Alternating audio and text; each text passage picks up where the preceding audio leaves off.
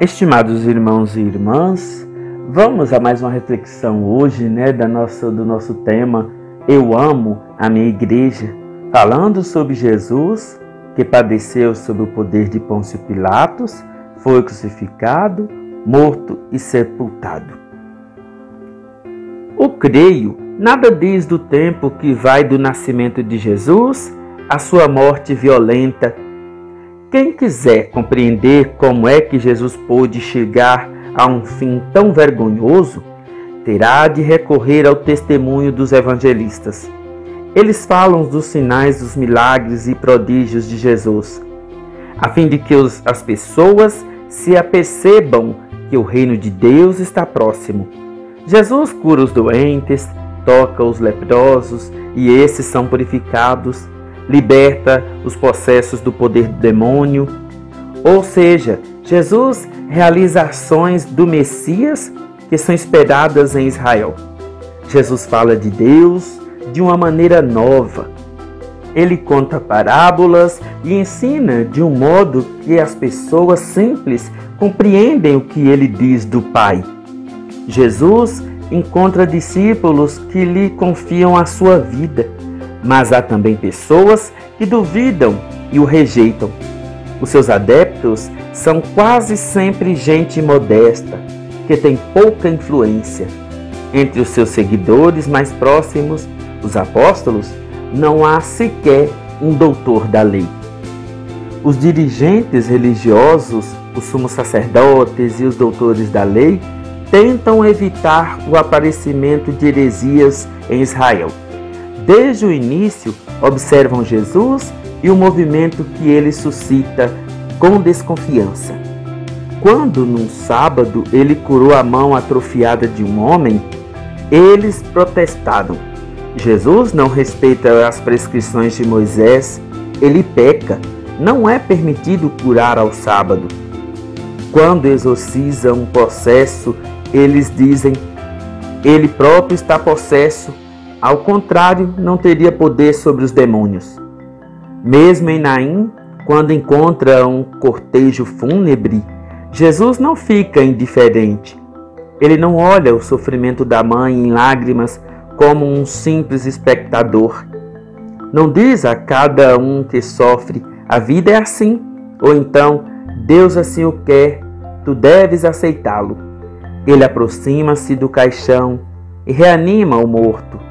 Onde se encontra Jesus, os aflitos são consolados. A morte cede lugar à vida. Essa experiência vale enquanto houver mães que choram e amigos de luto. Alguns dizem, ele é bom. Outros, não, ele manipula as multidões, é um usurpador. Os fariseus e os doutores da lei tentam fazer Jesus cair numa armadilha. Enviam mensageiros encarregados de o sondar, mas estes nada encontram de negativo contra ele. Uma vez que os fariseus e os doutores da lei não acreditam que Jesus é o Messias, tornam-se hostis com ele e determinam um processo contra ele, acusando-o de blasfêmia, para assim poderem condená-lo à morte. Quando o sumo sacerdote pergunta a Jesus, és o Cristo, o Filho de Deus, o Deus bendito? Jesus respondeu, eu sou, e vereis o Filho do Homem sentado à direita do poder de Deus, vindo sobre as nuvens do céu. O sumo sacerdote rasgou então as vestes e exclamou, para que desejamos ainda testemunhas, ouvistes a blasfêmia, que vos parece? E unanimemente o julgaram merecedor de morte. Quem é um sumo sacerdote? O sumo sacerdote é a pessoa mais importante, o presidente do sinédrio, o intermediário entre os judeus e o ocupante romano ao qual deve a sua entronização. De 6 a 15 depois de Jesus Cristo, foi Anás o sumo sacerdote em Jerusalém. De 18 a 36 depois de Cristo, os seus 5 filhos ocuparam este cargo, assim como seu genro Caifás. O sábado é o 7º dia da semana. Para os judeus, um dia de festa e de culto religioso. Ao longo dos séculos, numerosos preceitos regulamentaram o que era permitido e defendido neste dia de repouso. Quem são os fariseus?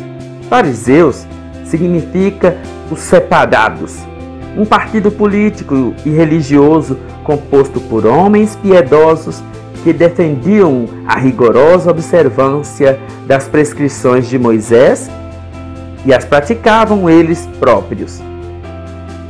Meus irmãos, os evangelhos da paixão, da morte e da ressurreição de Jesus são os textos mais antigos e mais sagrados da Igreja. A cada ano, a Igreja comemora na Semana Santa os últimos dias de Jesus em Jerusalém. O Domingo de Ramos. Jesus chega a Jerusalém em companhia dos seus discípulos para festejar a Páscoa. Entra na cidade montado sobre um jumento. Vem como o Rei da Paz. As pessoas aclamam-no. Ensina no templo. Judas, um dos 12 apóstolos, deixa-se corromper e está prestes a entregar Jesus. Na Quinta-feira Santa, Jesus celebra com seus discípulos o banquete pascal. Tomou o pão, partiu-o e deu-o, dizendo: "Isto é o meu corpo, entregue por vós." Depois, tomou o cálice, deu aos seus discípulos, dizendo: "Tomai e bebei todos, pois isto é o cálice da nova e eterna aliança, o meu sangue derramado por vós e pela multidão em remissão dos pecados. Fazei isto em memória de mim." Jesus, ele dá um novo sentido à Páscoa judia. Ele dá-se aos seus discípulos sob as espécies do pão e do vinho. Assim, ele funda a nova aliança que ele sela com o seu sangue. O evangelista São João conta que Jesus, na última ceia e na véspera da sua morte, ajoelhou-se diante dos discípulos para lhes lavar os pés. Com o seu exemplo, Cristo espera que todos compreendam a ordem da nova aliança. O maior deve fazer-se pequeno, assim como ele fez servindo os irmãos e irmãs. Domingos de Ramos. A Igreja relembra a entrada triunfal de Jesus em Jerusalém. Em muitas paróquias são organizadas procissões. A Páscoa, antigamente e ainda hoje, é a maior festa judia. A primeira noite de Páscoa foi comemorada quando Deus libertou seu povo Israel da escravidão do Egito. Quinta-feira Santa, pela manhã, o bispo consagra o óleo santo que será utilizado para os sacramentos do batismo, confirmação, unção dos doentes e ordem. As paróquias festejam pela tarde o memorial da ceia pascal. Nós recebemos o corpo e o sangue de Cristo, a Eucaristia que faz de nós irmãos e irmãs e nos compromete no seu amor.